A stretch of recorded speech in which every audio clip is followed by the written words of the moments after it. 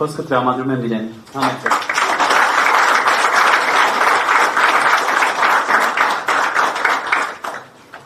Շատ շնորհակալ եմ, բայց ես հարգելի կուսակիցներ, սիրելի ժողովուրդ, շատ ուրախ եմ ձեզ այսօր տեսնել, մի քանիսի վաղուց չեմ տեսել, մի քանիսի հետ ամեն օրվա շփման մեջ ենք, միշտ հաճելի այս հանդիպումները, որովհետև տեսնում ես մարդկանց, որոնք պատրաստ են իրենց ժամանակը, իրենց կյանքը նվիրել մեր պետությանը, եւ դա միշտ հաճելի է։ Ճիշտն ասած, պատրաստել էի այսպիսի արարողակարգային ելույթ, բայց քանի որ ճակատագրական ժամանակներ ենք ապրում, երեք փոխեցի ելույթից ոճը եւ դա կանեմ այլ ոճով, բայց մինչ ելույթին անցնել եք, խնդրեմ մեր վարչության անդամներին, ինչպես նաեւ քաղաքական թիմի անդամներին բարձրանալ այստեղ բեմ, որպեսզի միասին ներկայացնենք այդ ամենը։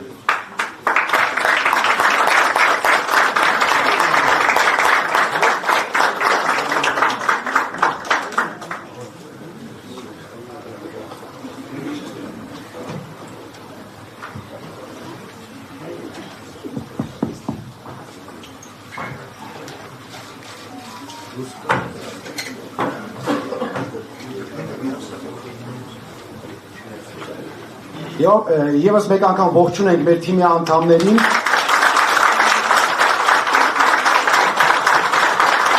Նախ շնորհակալ եմ բանախոսներին, շնորհակալ եմ Գրիգոր ջան ներկայացնելու համար մեր ծրագիրը, ինչպես Գրիգորը նշեց, սա մեր այս 7 կետերը կարևորագույն կետերն են, բայց բազմաթիվ շատ հետաքրքիր եւ կարևոր կետեր մնացին չլսված, բնականաբար ժամանակի խնայողության համար ենք դա անում, կարող եք մտնել մեր կայք եւ այնտեղ մանրամասն ամբողջ ծրագիրը ներկայացված է։ Ինչևէ, անցնենք առաջ։ 21 թվականից արդեն 5 տարի անցել։ Այս 5 տարվա ընթացքում ինչ ասես, որ չենք տեսել։ 18 թվականին երբեք չէինք կարող մտածել, որ այսպիսի արհավիրքներ ենք տեսնելու։ Նվաստացում ենք տեսնելու, օրենքների խախտումներ ենք տեսնելու։ Իսկապես մեր մտքով դա չէր անցնում։ Բայց արյունտես այդ ամենը եղավ պատճառների մասին կարող ենք երկար խոսել եւ դեռ խոսենք։ Բայց այս պահին ես ուզում եմ մի փոքր նայենք դեպի ապագա։ Իսկ ապագայում մեզ սպասում են ընտրություններ։ Հունիսի 7-ին հեռու չէ։ Շատ դժվար ընտրության առաջ է կանգնած մեր ժողովուրդը։ Շատ դժվար։ Իսկապես, որ նայում ես քաղաքական դաշտին, տեսնում ես բազմազանություն, բազմաթիվ կուսակցություններ, որոնք հայտ են ներկայացրել։ Ես չգիտեմ, կարող է 30-ի հասնի այդ թիվը։ Բայց որ մի քիչ ուշադիր ես նայում, տեսնում ես, որ ամենը այդքան էլ հեշտ չի, այդքան էլ պարզ չի։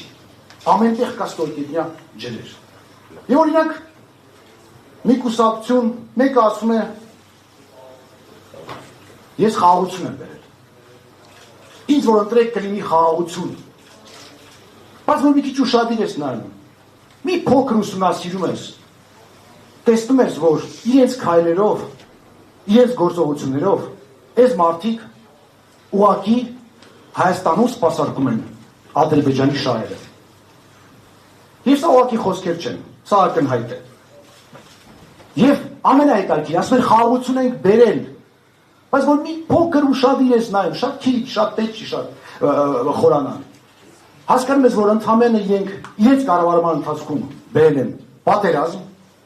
այնուհետև պարտություն, այնուհետև նվաստացում եւ անդադար զիջումներ, զիջումներ, զիջումներ, զիջումներ։ Եվ այս պարագայում այլ պետությունը, որը քո դեմ է տրամադրված, ինչի պետք է սկսի պատերազմ, եթե դու առանց պատերազմել բոլոր իր կմաճույքները կատարում ես։ Իհարկե նա երբեք չի սկսելու այդ պատերազմը։ Եվ ուստի այս խաղաղությունը խաղաղություն չէ, սա պատերազմի բացակայություն է մինչև այն կետը, որ այս պետությունը այլևս էլ պահանջելիք չի ունենա։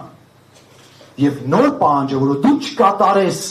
հանկարծ կբերի ցավոք սրտի հենց այն պատերազմի, որի մասին անընդհատ խոսում է գործող իշխանությունը։